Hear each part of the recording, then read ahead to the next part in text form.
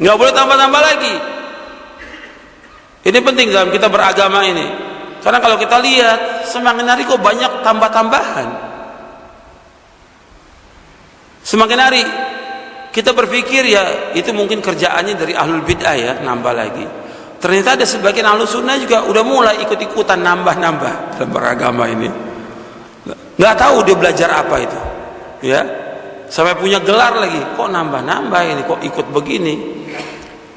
Padahal lagi agama Islam sempurna.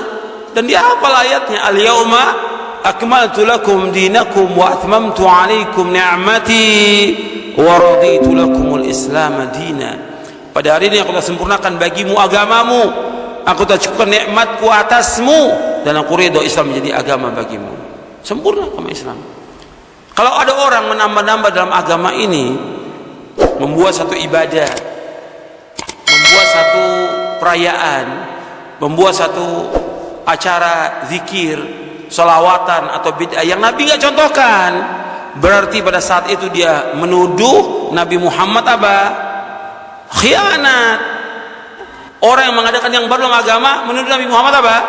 Khianat. Seolah-olah ada agama yang belum Nabi sampaikan. Sedangkan agama ini Nabi sudah sampaikan semuanya. Kemarin saya bawakan satu hadis yang diriwayatkan oleh Imam Tabrani dalam Mu'jamul Kabir dari sahabat Abu Dzar radhiyallahu anhu. Nabi bersabda, "Ma baqiya syai'un yuqarribu minal jannati wa yuba'idu minan nari illa wa qad buyyina lakum." Tidak tersisa sedikit pun. Enggak tersisa sedikit pun. Apa saja yang membawa kalian ke surga sudah dijelaskan kepada kalian. Apa saja yang membawa kalian ke neraka sudah dijelaskan, lengkap agama ini. Lengkap semua. Enggak boleh tambah-tambah. Ketika orang menambah-nambah dalam agama ini, dia menuduh Nabi Muhammad khianat. Dan orang ketika melakukan perbuatan bid'ahnya dibilang apa sama dia? Hasanah. Dalam Islam enggak ada bid'ah hasanah. Nama orang ada hasanah. Ibu hasanah. Kalau bid'ah enggak ada yang hasanah.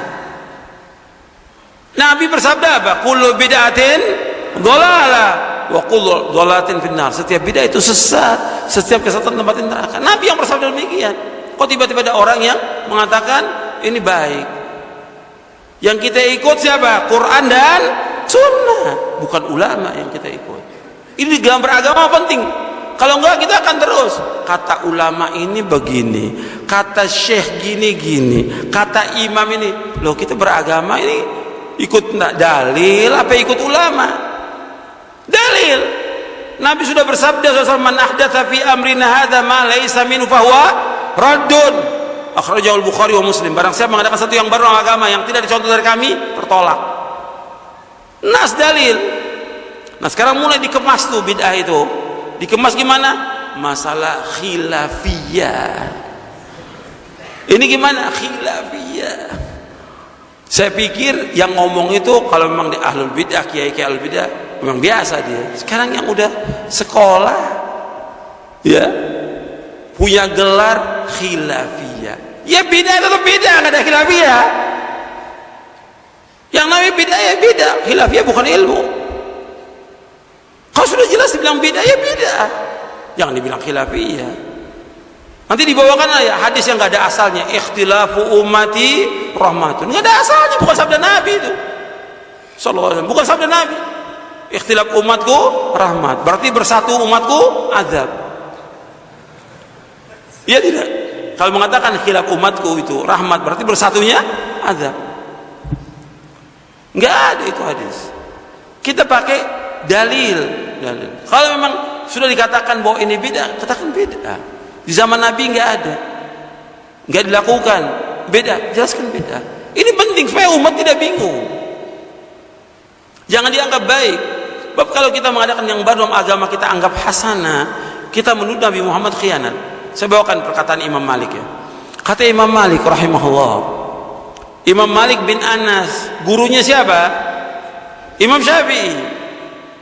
Dia wafat tahun 179 Hijriah. Kata Imam Malik bin Anas, "Man ibtada'a fil Islami bid'atan yaraha hasanatan faqad za'ama anna Muhammadan SAW khana risalah fa inna Allah yaqul al-yawma akmaltu lakum dinakum wa atmamtu alaikum ni'mati wa raditu lakum al-islam dina. Kata beliau, fama lam yakun yawma idzin dina fala yakunu al-yawma dina. Ini perkataan ini dimuat oleh Imam Asy-Syatibi di dalam kitabnya Al-I'tisam. Perkataan Imam Malik ini dimuat oleh Imam Asy-Syatibi dalam kitabnya Al-I'tisam di juz yang pertama. Kata Imam Malik begini, man ibtada'a fil Islam, barang siapa mengadakan satu yang baru dalam agama, yang baru dalam agama, yarah hasanatan, yang dianggap bid'ah itu apa? Hasanah, kata Imam Malik. Yang orang itu menganggap bid'ah itu apa? Hasanah. Faqad za'ama anna Muhammad sallallahu alaihi wasallam khana risalah. Maka sungguh dia telah menuduh Nabi Muhammad apa? Khianat. Fa inna Allah yaqul, karena sungguhnya Allah telah berfirman dalam surah Al-Maidah ayat 3, al-yawma akmaltu lakum dinakum wa atmamtu alaikum ni'mati wa raditu lakum al-islam madina. Pada hari ini aku telah sempurnakan bagimu agamamu, aku telah cukupkan nikmatku atasmu, dan aku ridha Islam jadi agama bagimu. Kemudian kata beliau lagi gini, rahimahullah, kata beliau, fama lam yakun yawma idzin dina fala yakunul yawma dina. Apa yang tidak menjadi agama pada zaman itu, sekarang pun enggak jadi agama. Agak cepat, ada dalilnya. Dalil ada, tapi tidak ada contoh. Ini yang sering salah paham. Dalil ada, contoh tidak ada. Bid'ah bukan? Yang bilang bid'ah angkat tangan. Allahu a'lam. Baik. Bukan Allahu a'lam, ada ya tadi ada artinya. Ada arti. Lihat sini. Karena ini sekarang sering muncul istilah, kalau tidak ada contoh itu bid'ah. Enggak ada contoh itu bid'ah. Padahal banyak dalil yang Nabi belum tentu mencontohkannya. Kenapa Nabi tidak mencontohkan langsung? Karena boleh jadi hal yang dimaksudkan teman-teman sekalian tidak sama, tidak cocok antara apa yang Nabi kemudian rasakan dengan yang umat akan jalani. Seleranya bisa beda, bisa lain. Contoh, dob, daging dob yang mirip dengan biawak penampakannya, ya. Tapi dob beda antara biawak dengan dob, ini lain. Di padang pasir, Khalid bin Walid itu tiba-tiba dengan Nabi berjalan dalam satu ekspedisi militer. Kemudian setelah itu beliau menombak dob, ditombak, dibakar, dihidangkan pada Nabi. Begitu dihidangkan, Nabi tidak makan, diam aja. Nah, Khalid sangat pintar sekali. Beliau ingin memastikan hukum ini, apakah ini memang dilarang atau tidak. Maka beliau ngambil dimakan, ternyata Nabi diamkan. Nah, dalam hukum usul fiqih ada yang disebut dengan takrir. Takrir itu ketetapan Nabi pada sesuatu yang tidak beliau melarang, tidak juga mengiyakan. Ini menandakan itu boleh dilakukan. Sebab kalau dilarang, itu seketika Nabi akan katakan jangan makan, itu haram. Tapi ketika Nabi diamkan makan di hadapan Nabi, dibenarkan oleh Nabi, sekalipun Nabi tidak makan untuk mencontohkannya. Kata para ulama hadis, kalau itu memang boleh, kenapa Nabi nggak makan? Persoalannya Nabi nggak selera makan dob. Kalau ada kambing, kenapa makan dob? Kalau ada ayam, kenapa makan dob?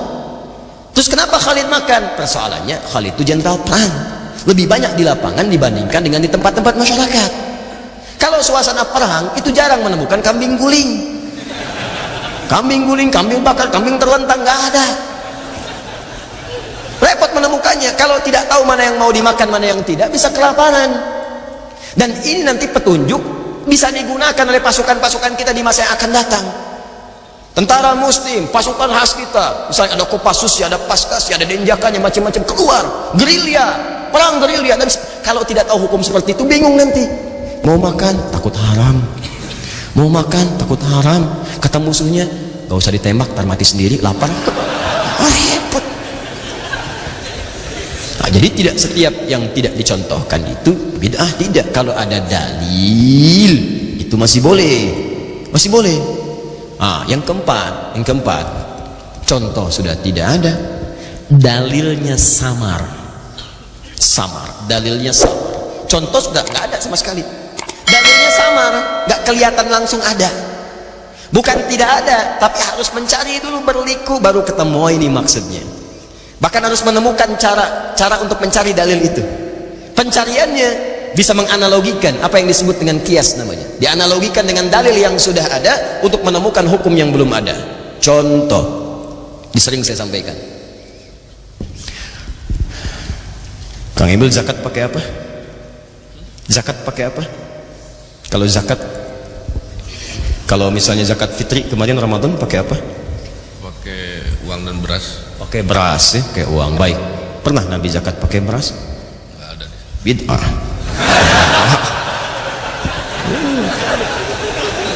Dalil tidak ada, contoh tidak ada. Gimana solusinya itu? Dulu nggak pernah ditemukan. Kalau nggak percaya silakan cari di kitab hadis. Hadis paling palsu pun cari silakan.